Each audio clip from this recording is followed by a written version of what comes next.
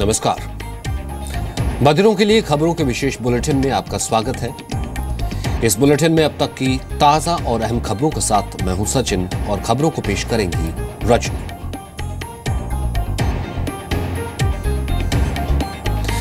विदेश मंत्री सुषमा स्वराज आज शाम संयुक्त राष्ट्र महासभा को संबोधित करेंगी। उम्मीद की जा रही है सुषमा स्वराज सबसे बड़े मंच से पाकिस्तान को करारा जवाब देंगी। शाम 7:30 बजे के बाद सुषमा स्वराज यूएन महासभा को संबोधित करेंगी। सुषमा स्वराज बुरहान वानी और कश्मीर में मानवाधिकारों का मुद्दा उठाने वाले नवाज शरीफ को जवाब देंगी। सुषमा स्वराज कश्मीर को लेकर पाकिस्तान के पीएम नवाज शरीफ का झूठ भी दुनिया के सामने लाएंगी। बीजेपी नेता नलिन कोहली का कहना है कि विदेश मंत्री सुषमा स्वराज आज यूएन में देश का पक्ष रखेंगी। कांग्रेस ने भी कहा है कि सुषमा स्वराज पाकिस्तान को बेनकाब करेंगी। आज सुषमा जी बोलेंगी और हम सबको आशा है कि उनको जो कहना है वो कहेंगे, लेकिन जब तक वो अपना भाषण नहीं देती हैं यूएनजीए पे, हमें प्रतीक्षा रहेगी। तभी स्पष्ट होगा कि भारत सरकार वहां औपचारिक रूप से क्या कहना चाहती है। कि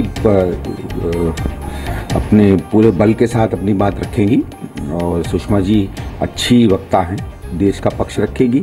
जो पाकिस्तान के प्रधानमंत्री ने बातें कही हैं उसका भी जवाब देंगी और उल्लेख करेंगी किस तरीके से पाकिस्तान पिछले 20-25 सालों से आतंकवाद का एक केंद्र बन गया है। और हम आशा करते हैं कि हमारी बात को, हमारे तर्कों को दुनिया सुनेगी और संयुक्त राष्ट्र में कुछ एक इससे अच्छी चर्चा अगर आगे बढ़े और पाकिस्तान पर प्रभाव पड़े और दबाव पड़े तो एक अच्छी बात होगी। दिल्ली में सिंधु जल समझौते की समीक्षा के लिए बैठक खत्म हो गई। बैठक में यह फैसला लिया गया है कि भारत फिलहाल समझौता नहीं तोड़ेगा। बैठक में पीएम मोदी और दूसरे अधिकारियों ने भाग लिया। प्रधानमंत्री ने सिंधु जल समझौते से जुड़े सभी पहलुओं पर सीनियर अधिकारियों के साथ चर्चा की। संधि के फायदे और नुकसान पर चर्चा की गई। बैठक के बाद अब सिंधु समझौते पर पीएम विदेश, रक्षा और जल से जुड़े विशेषज्ञों से राय लेंगे।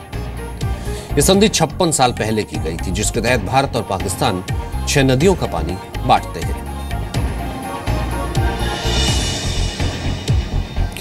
जम्मू कश्मीर के कुलगाम में एक ग्रेनेड हमले में सीआरपीएफ के 5 जवान जख्मी हो गए। आतंकियों ने कुलगाम के वानपोह इलाके में सीआरपीएफ के काफिले को निशाना बनाकर ग्रेनेड से हमला किया। हमले के वक्त सीआरपीएफ के जवान श्रीनगर जम्मू हाईवे पर पेट्रोलिंग कर रहे थे। आतंकियों के हमले के बाद इलाके को सील कर दिया गया है। आतंकियों की तलाश के लिए सर्च ऑपरेशन चल रहा है। हमले में घायल जवानों को अस्पताल में भर्ती कराया गया है। यूपी के सीतापुर में किसान यात्रा के दौरान कांग्रेस उपाध्यक्ष राहुल गांधी पर जूता फेंकने की कोशिश की गई है। पुलिस ने आरोपी शख्स को गिरफ्तार कर लिया है। आरोपी से पूछताछ की जा रही है। किसान यात्रा के दूसरे चरण के लिए राहुल गांधी सीतापुर में रोड शो कर रहे थे। इसी दौरान एक युवक ने राहुल गांधी पर जूता फेंकने की कोशिश की।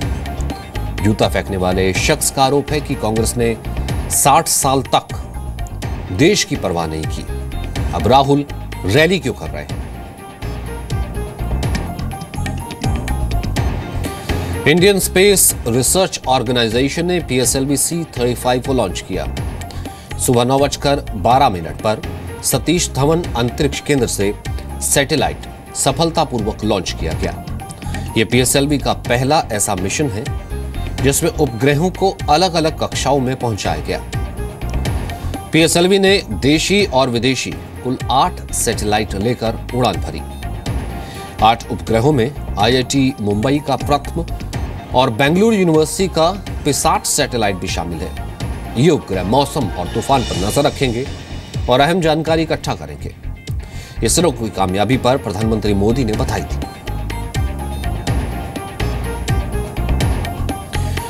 गृह मंत्री राजनाथ सिंह ने मधुकर गुप्ता कमेटी की रिपोर्ट लागू करने का निर्देश दिया है। निर्देश के बाद भारत पाक सीमा पर फेंसिंग को हाईटेक किया जाएगा। जहां नदी नाले हैं वहां इलेक्ट्रॉनिक सर्विलांस लगाए जाएंगे। गृह मंत्री राजनाथ सिंह ने एनएसए अजीत डोवल के साथ बैठक के बाद ये निर्देश जारी किया है। नदी नाले वाले इलाकों में लेजर वॉल और अंडरग्राउंड सेंसर लगाए जाएंगे।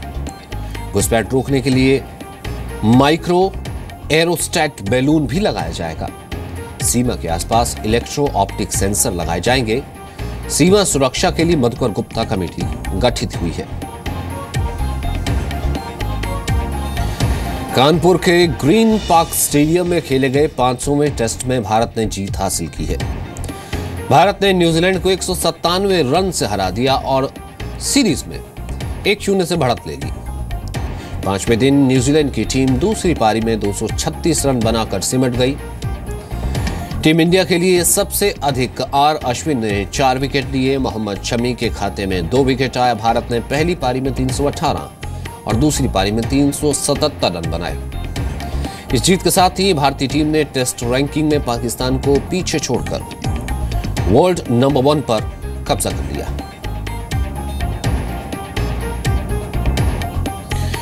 पीएम मोदी ने council of scientific and research industrial research की प्लैटिनम जुबली का उद्घाटन किया। पीएम मोदी ने कहा कि 2022 तक देश के किसानों की आय करेंगे 2 गुनी और इसके लिए सरकार हर तरह की मदद देगी।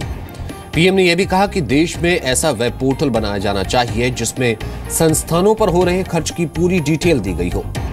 पीएम ने वैज्ञानिकों से ज्यादा पैदावार वाली किस्में बनाने की अपील की और कहा कि सब्जियों के खाड़ी देश में निर्यात की काफी संभावनाएं हैं।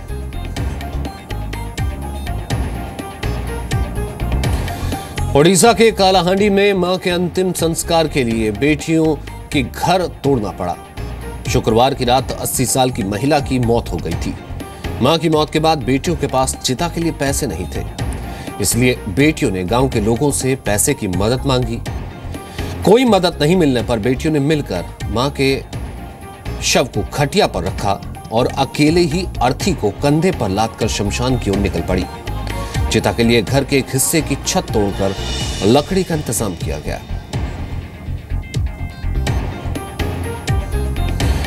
मध्य प्रदेश के सीधी में एम्बुलेंस नहीं मिलने पर शव को एक डंडे से बांधकर ले जाना पड़ा। यहां 105 साल के सियांबर बंसल की मौत हो गई थी। रिश्तेदारों ने इसकी सूचना पुलिस को दी थी। पुलिस ने रिश्तेदारों को शव लेकर अस्पताल जाने के लिए कहा।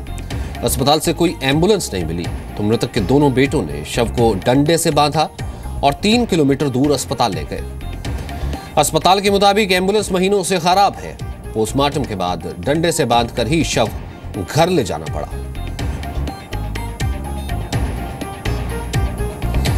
उत्तर प्रदेश में आज अखिलेश यादव की सरकार का 8वां मंत्रिमंडल विस्तार हुआ। कुल 10 मंत्रियों ने कैबिनेट पद की शपथ ली।